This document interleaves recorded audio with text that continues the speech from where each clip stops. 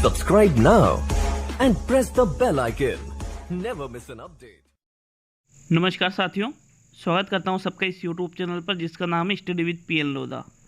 मित्रों, वैसे तो ये पर्यावरण शिक्षण विधियों का टेस्ट नंबर 6 है, लेकिन ये टेस्ट जो SST वाले छात्र हैं उनके लिए भी बहुत ही ज़्यादा इम्पोर्टेंट है, क्योंकि SST के भी इसमें क्वेश्चन मैंने ऐड किए हैं। तो जो लेवल 1 वाले हैं उनके लिए बहुत उपयोगी है, और साथ में जो लेवल 2 में SST वाले हैं उनके लिए भी ये टेस्ट बहुत ही उपयोगी है। तो साथियों, वीडियो को शुरू करते हैं। बहुत ही नए प्रश्न आपको यहाँ पर देखने को मिलने वाले हैं। आपका पहला प्रश्न आता है, प्रोग्राम लर्निंग विधि के जन्मदाता है आर्मस्ट्रॉन्ग, B.F. स्किनर, डाल्टन और J.S. किन्स। तो राइट आंसर बताना है। ये जो प्रोग्राम लर्निंग विधि है, पहले तो आपको ये पता होना चाहिए कि ये क्या है। तो साथियों, एक बार आप आंसर बताइए। इसका राइट आंसर है B.F. स्किनर। अब देखो, ये चीज़ आपके SST में भी चलती है, पर्यावरण में और गणित विज्ञान में भी ये चीज़ें आती है। प्रोग्राम लर्निंग विधि का मतलब होता है अभिकर्मित अनुदेशन विधि। इसका नाम आपने कई दिनों से सुन रखा होगा, अभिकर्मित अनुदेशन B.F. स्किनर, याद था ना कई दिनों से। लेकिन इसको ही प्रोग्राम लर्निंग विधि के नाम से जाना जाता है। तो होता क्या है, आपको क्वेश्चन याद होता है, लेकिन उसको थोड़ा सा एग्जामिनर घुमा देता है और आप पूरे घूम जाते हो। तो साथियों, यहाँ पर आपका दूसरा विकल्प सही है। नेक्स्ट प्रश्न नंबर 2 पे चलते हैं साथियों। आपका सेकंड प्रश्न है, निम्न में से कौन सी पर्यावरण कक्षा में गतिविधि है? शामपट्ट का उपयोग करना, चित्र पढ़ना, फील्ड भ्रमण करना और उपरोक्त सभी। तो मित्रों, चाहे वो पर्यावरण की कक्षा हो या सामाजिक की कक्षा हो, इनके अंतर्गत शामपट्ट का उपयोग किया जाता है, चित्रों को पढ़ा जाता है, फील्ड भ्रमण करवाया जाता है। तो यहाँ पर ये सभी गतिविधियों के अंतर्गत आ जाते हैं। इसलिए आपका जो चौथा विकल्प है यहाँ पर प्रश्न नंबर 2 में, वो यहाँ पर राइट आंसर है साथियों। नेक्स्ट प्रश्न नंबर 3 पे चलते हैं। आपका तीसरा प्रश्न है, निम्न में से कौन सा तरीका बच्चों को सीखने का रचनावादी तरीका है? बच्चों को सिखाने का रचनावादी तरीका है, या थोड़ा सिखाना की जगह सीखने लिखा गया है। गतिविधियों के माध्यम से, कक्षा में अध्यापन से, रेखाचित्र बनाकर और बातचीत कर। देखिए, बच्चों को सिखाने का रचनावादी तरीके की बात करें तो रचनावादी तरीका है गतिविधियों के माध्यम से बच्चों को यदि पढ़ाया जाता है तो छात्र नई रचना करना सीखते हैं। कैसे कि नॉर्मली कोई भी पाठ है उसको नॉर्मली आप या तो चित्रों के माध्यम से पढ़ा दोगे या उसकी व्याख्या कर दोगे, लेकिन एक होता है गतिविधियों के माध्यम से सिखाना। आप विज्ञान में या फिर सामाजिक में या पर्यावरण में या किसी अन्य सब्जेक्ट में कोई चीज़ पढ़ा रहे हो और गतिविधियों के माध्यम से पढ़ाओगे तो फिर वहाँ पर बालक में रचनात्मकता संबंधी गुण विकसित होते हैं। प्रथम विकल्प सही है। साथियों, संडे के दिन बिल्कुल आपका मेगा टेस्ट लिया जा रहा है, ठीक है। संडे के दिन मेगा टेस्ट है, तो आप याद रखिएगा, जरूर अटेंड करें इस मेगा टेस्ट को। लेवल 1 के लिए भी है, लेवल 2 साइंस में प्लस SST दोनों के लिए है। टेस्ट बिल्कुल तैयार हो चुका है, बिल्कुल संडे की, अब संडे का ही इंतजार रहेगा। देखेंगे संडे को कितने क्वेश्चन आपके सही होते हैं। नेक्स्ट प्रश्न नंबर 4 पे चलते हैं साथियों। चौथा प्रश्न है, छात्र को वातावरण पर आधारित ज्ञान दिए जाने की विधि है? प्रयोगशाला विधि, अन्वेषण विधि, अवलोकन विधि और इनमें से कोई नहीं। तो राइट आंसर बताइए। वातावरण पर आधारित ज्ञान दिए जाने की विधि, तो वातावरण पर आधारित ज्ञान दिए जाने की विधि है अवलोकन विधि। क्योंकि अवलोकन किसका करेगा? छात्र जैसे भ्रमण करने ले जाएंगे छात्र को, तो फिर वहाँ पर वातावरण भी अच्छा, उसको जो चीज़ दिखा बनना चाहोगे अवलोकन में, वो चीज़ वो देखेगा और उसका अवलोकन भी कर लेगा। तो साथियों, इसका तीसरा विकल्प सही रहेगा प्रश्न नंबर 4 में। नेक्स्ट प्रश्न नंबर 5 पे चलते हैं। 5वां प्रश्न आता है, पर्यावरण अध्ययन पाठ्यक्रम की अपेक्षा निम्न में से कौन सी अवधारणा है? पाठ्यक्रम की अपेक्षाएं या पूछे अपेक्षा नहीं, अपेक्षाएं, अवधारणाएं, कौशल एवं जानकारी, आदत एवं नैतिक मूल्य और उपरोक्त सभी। तो साथियों, इस क्वेश्चन का सही आंसर है उपरोक्त सभी। कि जो पर्यावरण अध्ययन की जो पाठ्यक्रम है उसकी क्या क्या अपेक्षाएं की जाती है उससे, कि बच्चों में अवधारणा विकसित हो, कौशल एवं जानकारी विकसित हो, अच्छी आदतें और नैतिक मूल्य विकसित हो तो ये उपरोक्त सभी उसके अंतर्गत आ जाते हैं। नेक्स्ट प्रश्न 6, छठा प्रश्न है, मैंने कहा था कि SST वालों के लिए भी बहुत ही उपयोगी टेस्ट है। सामाजिक अध्ययन में ज्ञान प्राप्ति का स्रोत निम्न में से क्या है? प्रयोगों के द्वारा, ज्ञान अवलोकनों से, जीवन शैली से और प्रकृति के साथ अंतःक्रिया से। तो यहाँ पर तो देखिए आपको हो सकता है चारों ही विकल्प सही लग रहे हो, लेकिन बेस्ट विकल्प का चयन करना है और आपका बेस्ट विकल्प है प्रकृति के साथ अंतःक्रिया से। अंतःक्रिया करोगे मतलब वहाँ पर आप खुद कार्य करके सीखोगे साथियों, तो चौथा विकल्प सही रहेगा यहाँ पर। वैसे अवलोकनों से भी ज्ञान प्राप्त होता है, प्रयोगों से भी हो सकता है, लेकिन यहाँ पर चौथा विकल्प ज़्यादा बेस्ट है प्रश्न नंबर 6 में।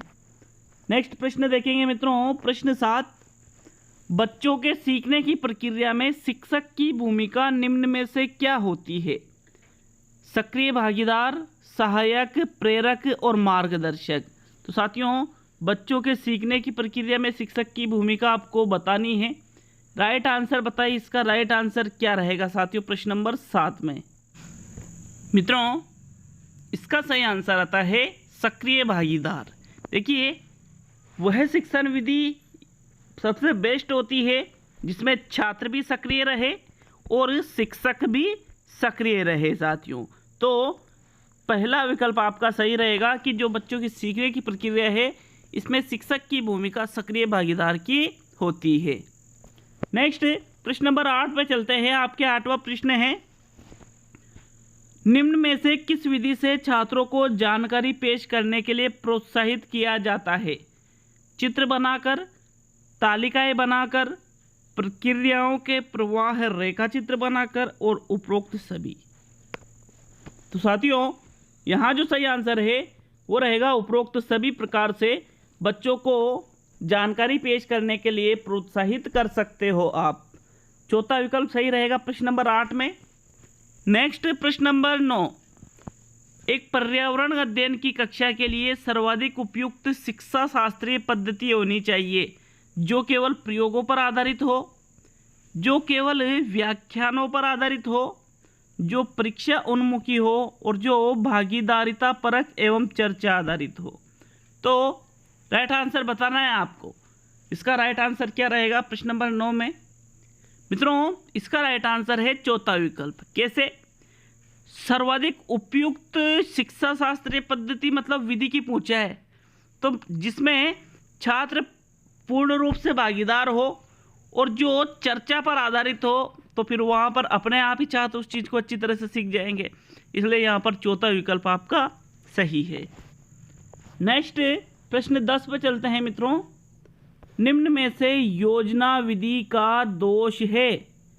छोटी कक्षा के लिए अनुपयोगी है ये, क्रमबद्धता का अभाव होता है, अधिक व्ययपूर्ण विधि है और उपरोक्त सभी। तो जो योजना विधि है वो उच्च स्तर के लिए उपयोगी है, मतलब ये छोटी कक्षा के लिए अनुपयोगी है। इसमें क्रमबद्धता का भी अभाव होता है, ज़्यादा खर्चा भी आता है, तो मतलब आपका जो चौथा विकल्प है ये सही रहेगा प्रश्न 10 में।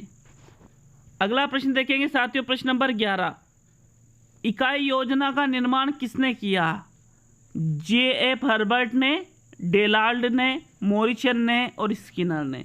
तो इकाई योजना के जो प्रवर्तक है साथियों वो है आपके मॉरिसन। तीसरा विकल्प सही रहेगा प्रश्न नंबर 11 में। मॉरिसन का पूरा नाम है हेनरी क्लेव मॉरिसन, जिनको शॉर्ट में H.C. मॉरिसन के नाम से भी जाना जाता है। प्रश्न 12, निम्न में से कौन सी विधि पर्यावरण अध्ययन के लिए उपयोगी नहीं है? प्रोजेक्ट विधि, अवलोकन विधि, व्याख्यान विधि और भ्रमण विधि। तो पर्यावरण अध्ययन के लिए व्याख्यान विधि उपयोगी नहीं होती है। व्याख्यान विधि देखिए पर्यावरण अध्ययन यहाँ पर प्राथमिक स्तर पर चलता है, तो प्राथमिक स्तर पर कोई सा भी सब्जेक्ट हो बच्चों को व्याख्यान के माध्यम से पढ़ाओगे तो वो सही नहीं रहता। इसलिए आपका जो तीसरा विकल्प है वो सही आंसर रहेगा। नेक्स्ट प्रश्न नंबर 13, शिक्षण में प्रदर्शन विधि की कमी है। छात्र स्वयं करके नहीं सीखते हैं, छात्र मानसिक तनाव का सामना करते हैं, छात्र उत्सुकता खो देते हैं और उपरोक्त सभी। तो साथियों देखिए, प्रदर्शन विधि की कमी है कि छात्र स्वयं करके नहीं सीखते हैं। सभी मित्रों ने मुझे हो सकता है कि चौथा विकल्प लगाया है, मुझे ऐसा लग रहा है, क्योंकि आप सोच रहे होंगे कि भाई ये सभी नेगेटिव पॉइंट है, लेकिन मित्रों प्रदर्शन विधि है, उसमें अध्यापक प्रदर्शन करता है तो ये करके नहीं सीखते, ये तो सही बात है, लेकिन मानसिक तनाव का सामना कैसे करते हैं भाई? प्रदर्शन देखने में भी मानसिक तनाव थोड़ी आता है, इसलिए ये गलत है। उत्सुकता भी उसमें होती है कि प्रदर्शन में आगे क्या क्या आएगा, इसलिए ये भी गलत है। तो साथियों ओनली विकल्प एक ही सही है प्रश्न 13 में। नेक्स्ट प्रश्न नंबर 14, मानचित्र पर किसी स्थान को दर्शाना संबंधित है कौशल से, अनुप्रयोग से, समझ से और अवबोध से। तो जब भी क्वेश्चन आता है मानचित्र से संबंधित कि मानचित्र पर कोई अंकित कीजिए, किसी चीज़ को अंकित की जाती है या फिर किसी चीज़ को दर्शाया जाता है, बताया जाता है, मानचित्र बनाया जाता है, तो वो 101% कौशल से ही संबंधित होता है। प्रश्न 14 में कौशल राइट रहेगा, लेकिन क्वेश्चन को थोड़ा चेंज किया जाता है।